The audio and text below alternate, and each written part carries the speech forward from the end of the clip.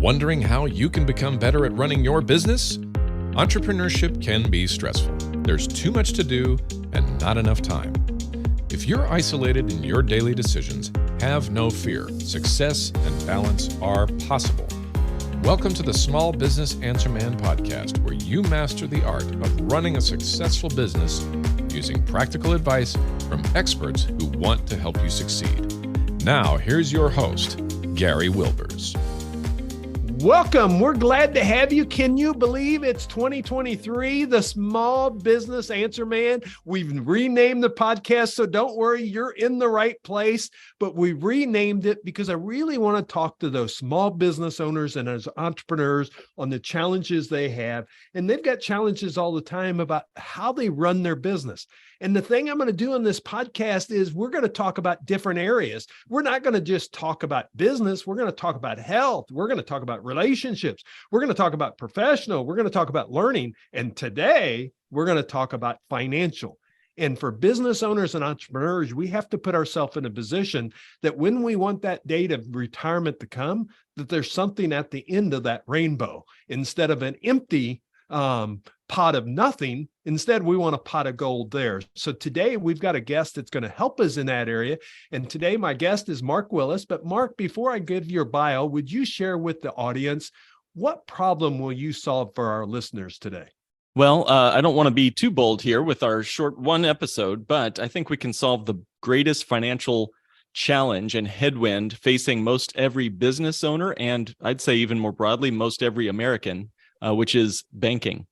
So that's a teaser.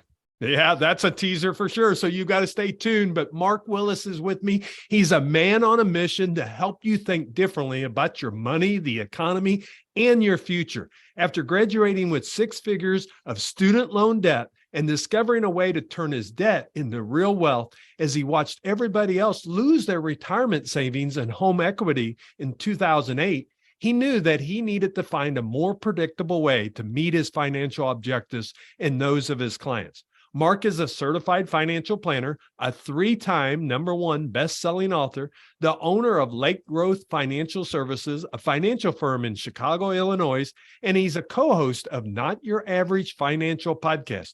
Over the years, he's helped hundreds of his clients take back control of their financial future and build their businesses with proven tax-efficient financial solutions unknown to most financial gurus.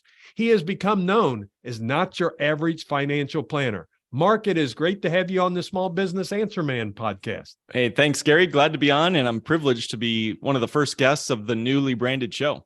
I'm excited. Well, I appreciate you taking the time to jump on because I think it's a great time, because I think early in 2023, every year people are saying, I need to do something different in this financial area. And I know they may not even have their taxes together yet, but this is the time to start thinking about it, because you have to start making changes. It's not a one-time-a-year thing. You've got to think about it throughout. So I'm really excited about this. And kind of with what you talked about with banking, my first question that I'd like to ask you, if you could create the perfect financial strategy for life, what would it look like? Yeah, that's a smart question, because many people give themselves over to other people's financial plans. Look, Gary, you know this, but everybody else has a financial plan for your money. Yes. I'm talking about the typical investment gurus and stock pickers. They've got a plan. Sure, that's fine. But I'm talking about McDonald's. I'm talking about Lexus. I'm talking about Gucci. I'm talking about all the Apple, Google, for sure. These guys have a plan for your money, and they'll retire off you before you can retire yourself if you let them. So first and foremost, it's okay to sit back and say, well, wait a minute, before I go rushing to open up a SEP IRA or a solo 401k, let me just start thinking about what I want my money doing for me. I think most people feel like their financial life is sort of like a movie they walked into 45 minutes late. You ever done this, Gary, where you walk in and you're like, what's going on here? The plot doesn't make any sense. The characters are doing things that you don't understand. This guy's punching that dude. That gal kissed that dude over there. So what's going on? Like, why, who's the villain? Who's the good guy? That's how it feels, I think, with many people in their story with money. So I'd like to start at the beginning and just sort of ask them, hey, if you could just start with a blank slate, and start writing down functions and characteristics and adjectives rather than nouns. I don't need to know if you want a Roth IRA or a 401k. Let's start with taxes. Let's start with guarantees. Let's start with rates of return. Let's start with, what do you want your money doing for you? Do you want it to provide for you a stream of income that you cannot outlive? Check. All right. Do you want some sort of predictability and even guarantees that you're going to have what you need when you go to look for it? Check. A lot of our business owners that we work with around the country are needing access to capital, and many financial vehicles are the exact opposite of liquid or accessible. Look, you know that for business owners, small business owners, liquid access to money is like oxygen. If you don't have oxygen, you don't last too long. And that's true with access to money too. So we might want to check a big check plus next to liquid access to money. Well, that little short list is only the start of what you could do in 10 minutes for free of just sitting down and saying, what do I want my money doing for me? Build yourself a wish list rather than being told what you need your money to go do. Make a plan and have your money go do that instead. Yeah. And one thing about small business owners and entrepreneurs, they're visionaries. They know in their business what they need to do, but sometimes in this financial area, it's a challenge because they really don't think about the end in mind. I'll use the Franklin Covey begin with the end in mind that Stephen Covey's made so famous. And I think that becomes one of the keys. And that's what you're kind of saying here is thinking about how do you want your money to work for you? What do you want it to be? It's not an accident that's going to happen at the end. If you do no planning, you will have an accident at the end and you won't like the accident that's there. So kind of let's take it from the entrepreneur's perspective, and you kind of talked about that. How can they fire their banker and kind of become their own source of financing?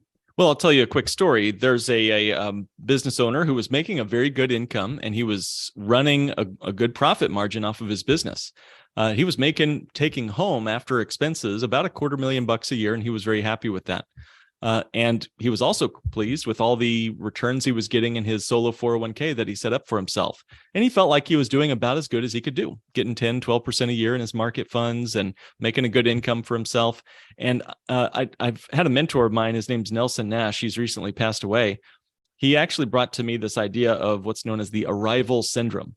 And he said that this is the worst mind virus that the human being has ever experienced. The arrival syndrome. To think that we are as good as we're ever going to be is when we start to rot and decay. So we cannot ever expect to be at the pinnacle, at the top of the mountain. So we always look for ways to grow and create wealth and value for ourselves and for our family and for our clients. So we looked over his situation, and sure, it looked great on paper, but we looked a little closer. He was earning about 10, 12% in a pre-tax 401k. All right. Save that for later. And he was spending about $80,000 a year in all of his lines of credit in his business, his boats, his 2 cars, his student loans he hadn't paid off yet. That's a third of his take-home pay, give or take. Yeah. So he was spending an after-tax 30+% and getting a pre-tax, not guaranteed 10 to 12% in the stock market. He looked at that and he realized he was actually swimming as hard as he could in his business and in his taking speculations on different stocks and index funds and so forth. And he was still swimming upstream, but being pushed down the current at a faster rate than he could keep up. So this is the problem. The biggest problem with most businesses is not, did I sell my widgets at the right price, although that's very important. The biggest problem is the partners you have in your business that are silent partners, Uncle Sam and the bank. And we can take each of those in turn, but let's start with the bank. One of the oldest, institutions in the human experience is this thing called debt. In fact, there's a great book on this topic. It's called Debt, the First 5,000 Years by David Graeber. Great book, scary title, but it means that debt has been around as long as cave paintings or longer. And so we're going to live with this thing called debt. And many businesses have gone under as a result of the bank essentially leeching off of the business owner's back all the profits and then sucking the thing dry and leaving it for bankruptcy. So if we can take back control of our financial environment where the banks are currently running the show, what if, just creative thinking here. What if we could actually control the banking function where our money lives? Let's make that one of the check marks on our little list of different places we want our money to live. I want it to be liquid. I want it to be tax advantaged. I want it to be a passive income in retirement. And I want it to be a source of money that I can use like a bank for myself. If I have the control of the banking function, if I'm sitting behind my own banker's desk, because we're already in the banking business, even if we pay cash for everything. But if I'm sitting behind that banker's desk, then I control the levers and pulleys in my own financial life. And I'll ultimately win the money game almost by default. If all my competitors selling widgets are under the thumb of a banker and I'm the one that's free from that machinery, then I'm going to win almost by default because I'm not having that silent partner of the banker in my business sucking profits off my back. Well, we can get to the Uncle Sam part next, but any feedback or insights on that? No, that's very interesting. So I guess, I'm sure you'll get to that point of, how do we make that happen? And we only have a short amount of time, but right. If you can at least give us some strategies, that would be great. Absolutely. Well, I want to make sure we get right to strategies. I want to say quickly, too, that a good chunk of our business profits go to Uncle Sam, which, again, we all know that as a small business owner myself. It feels like he's taken more of the profits than the owners are. In fact, it's a shame to say, but the tax bill is the largest expense of your lifetime. Even if you're not in business for yourself, but especially if you're in business for yourself, obviously there's a number of different ways the government has their hands in your business, from sales tax to property tax to income tax to payroll tax and beyond, right? It almost doesn't seem like it stops. So how could we find a way to make sure that the government gets paid what's due to them, but we don't leave them a tip? One way is to make sure that your money isn't taxed in retirement. You think about it, most typical retirement plans are built around the structure of defer today, pay tomorrow. I literally just walked out of a little time with my daughter. She's been learning Abel's Fables. You remember this story, Abel's Fables? There's the ant and the grasshopper. Yeah. This is the old story. I had not heard of it in 20 years probably, but the grasshopper's playing his fiddle in the summertime while the ants are packing away for the future, for winter time. And then winter comes and he's starving and they're feasting and enjoying life.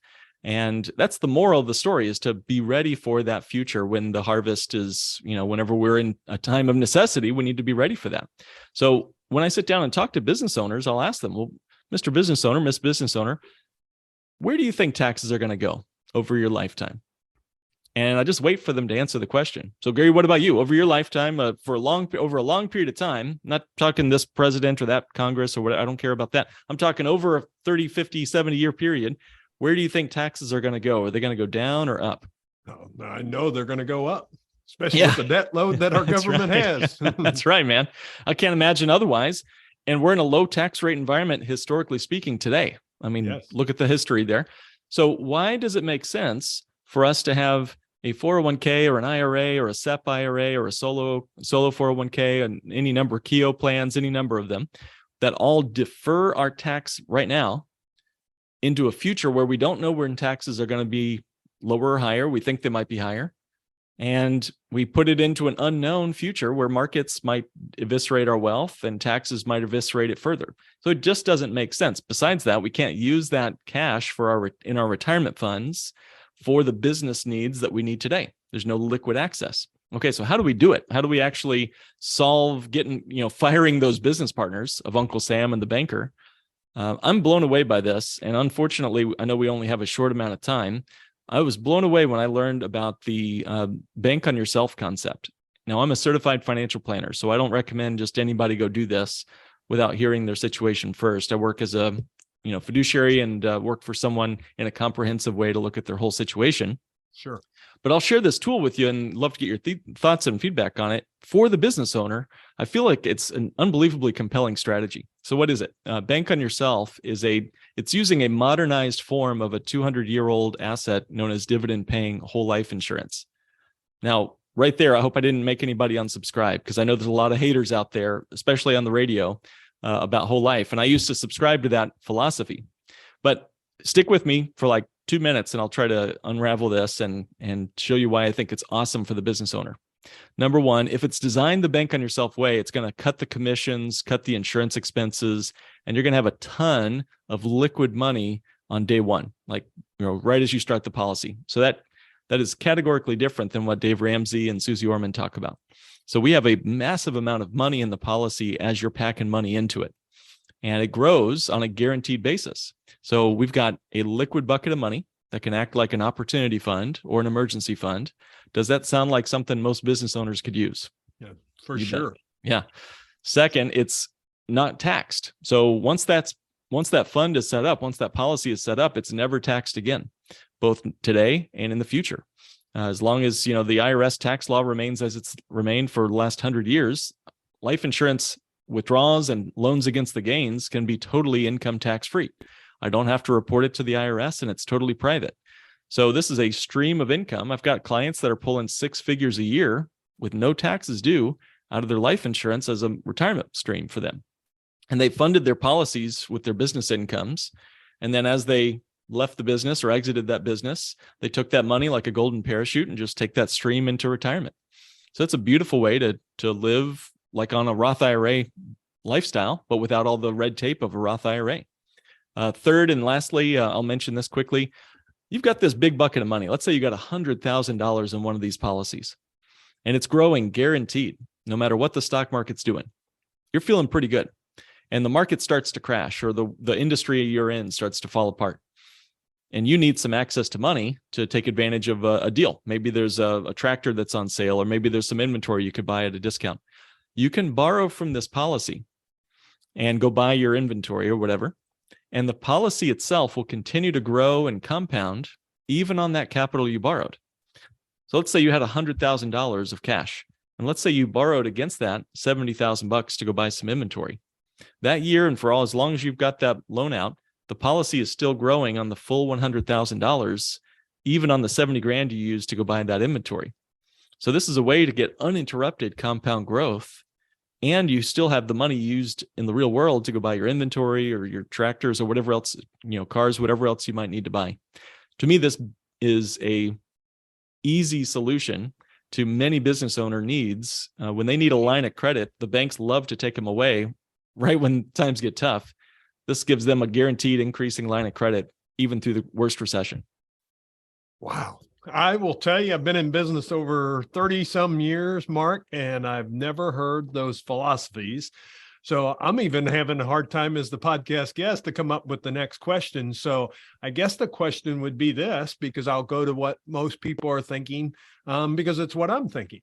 So why do we not know about these opportunities in the marketplace? It's a great question. And I had to dig into this. At first, it sounded too good to be true. So, and as a CFP, I wanted to know for sure before I recommended it to my clients or set it up for myself. And the more I dug into this, the more compelling it became. I'll tell you a couple of stories. James Penny, the founder of J.C. Penney, had a life insurance policy. He borrowed against that in the Great Depression. No banks were lending. Many of the banks were gone. But James Penny borrowed from his life insurance to keep payroll paid and increase his market share in the worst depression that the nation had ever seen. Fast forward a few more years, Walt Disney, no banks were lending him money. He borrowed from his life insurance to start the construction of Disneyland. Fast forward a little more. Ray Kroc, who started the marketing for McDonald's, he borrowed from his life insurance to start the marketing campaigns and got Ronald McDonald going and put a lot of French fries in my belly as a kid. Fast forward, there's been presidential campaigns used life insurance. Let's see, some of the major businesses and banks themselves, just search the internet for bank-owned life insurance. Just search that term, and you'll see hundreds of billions of dollars of cash value wrapped up in these banks. These banks, Bank of America in particular, they've got more cash value in these life insurance policies than all of their real estate combined in terms of value. So why haven't we heard about this? I guess the easiest answer is Wall Street doesn't want us to know. Banks certainly don't want us to know. They'd rather us go ahead and use their products.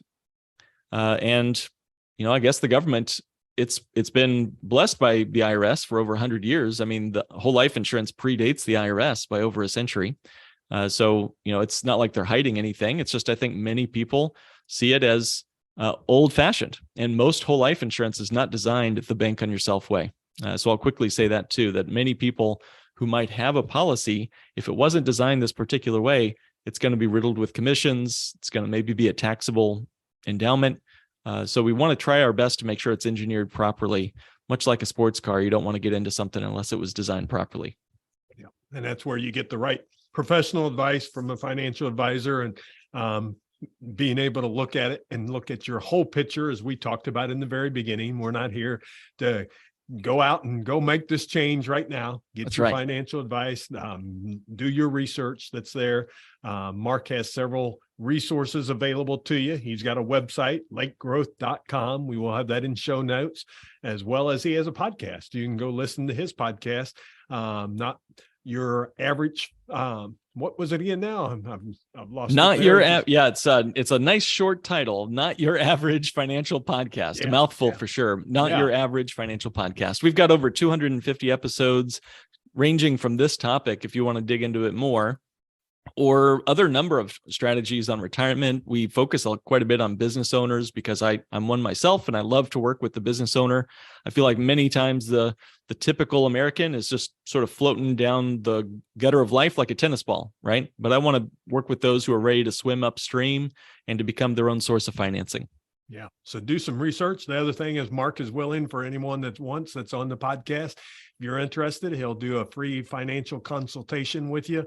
That's no charge. So he'll give you, take a look at it, visit with you, set that up, and you'll be able to connect with him there at lakegrowth.com, or behind that, you can hit schedule and you'll go straight to his schedule calendar to be able to get that set up. And again, I know our people are active, our business owners, not just sitting there doing something else. So it's all in show notes under smallbusinessanswerman.biz, B-I-Z. We'll have all those show notes that are available to you. Mark, now, before you go, I want to ask you one question, because this is the one question that we're trying to get from all of our guests now, since we're trying to really talk to those small business owners and entrepreneurs, and you've given a lot of great advice, but what's a small business tip that you would give besides what we just talked about? Outside of that, what would you give them for small business owners? Because like you said, you're one yourself. So if you had somebody tell you a golden nugget, what would be that golden nugget you would share with our listeners today? You know, there's another philosophy that's kind of rattling around the internet right now, and I tend to think it's a good one. It's called Profit First. And if you've not heard of it, check it out. There's a couple of books and podcasts out there. So take all of your revenue, take your profit first, then what's left is your expenses. The hungry beast of your business will eat you alive if you're not careful. And it doesn't matter if you're Amazon or if you're just starting out as a solopreneur. Businesses can be $100 billion large and not make a profit. So start now, because that thing will only grow. There's a great law called Parkinson's Law, which is expenses rise to meet your income, and luxuries once enjoyed become necessities. So my little tip is start with profit. Then what's left is your expenses. I promise you'll find a way to operate that business with more innovation when you have that constraint built right in. Yeah. And a great book, Profit First by Mike Michalowicz. We'll put it in show notes. I'm actually going to have Rocky. He's one of his certified folks that forget exactly the title they call him, but he's going to be on the podcast here real soon. So stay tuned in, because Rocky's going to give us a lot of details about that Profit First. So you played right into that, Mark. And I didn't even tell him that, folks. See, but that shows you how, when you're thinking about financial things, it's not just about collecting money and saying, okay, we came up the end of 2022. What did we get as far as our profit? Instead, it's predicting, it's putting the profit in first. And very similar, what Mark's trying to tell you to do on strategies is thinking about what your taxes are going to be and what those things are throughout. So Mark, what a great conversation. I truly appreciate you being on the podcast today. Well, thank you very much. And as someone who loves the Ozarks and beyond, I just got to say thanks for having me on. And I feel like I've got the Ozark love just coming on. So thank you very much, and good luck on the new brand and the new podcast name. Everybody, leave them a 5-star review. This is the best time you can do it while you're thinking about it. And I know it helps us podcast hosts quite a bit. So thanks again, Gary, for having me on. I appreciate it, Mark. Now, remember, go to lakegrowth.com, or his schedule app is right there. We'll have that all in show notes for you. Check out his podcast. And really, the big thing I want small business owners and entrepreneurs to do, what I'm doing is I start the conversation. We can't answer every question, that side of it. But now you've got a resource, because Mark's a resource that you can go to and do the free consultation with to check this out. But the other thing is, think about it now and then decide to take action, because otherwise it just becomes a great podcast. Wow, that was really interesting. No. And then you'll come up to the end of 2023 and you'll have the same problems you have this year, because some of you are going to get that tax bill in April and you're going to go, because I've done it before. And then you realize all the cash you have is paying those taxes. I don't want you to be that entrepreneur. Instead, I want you to keep your money. We're going to pay what the government is owed, but anything that we don't have to owe them, that is a really good thing, because otherwise we work too darn hard for it. So I understand business owners and entrepreneurs. So thanks again for joining us. We're excited about our new name, Small Business Answer Man. And remember, if you're looking for the show notes, just go to smallbusinessanswerman.biz and you can get all the resources that we have there. Come back next week and we're going to have another great guest on. Make it a great day. Thanks for joining us. That's all the time we have for this week. To continue your journey, head over to smallbusinessanswerman.biz to access the tools and resources mentioned in today's show. If you enjoyed this episode, please subscribe and share it with someone who would benefit from listening. That's smallbusinessanswerman.biz. Until next time, remember, when you find the right solutions, your business grows and you get your time back.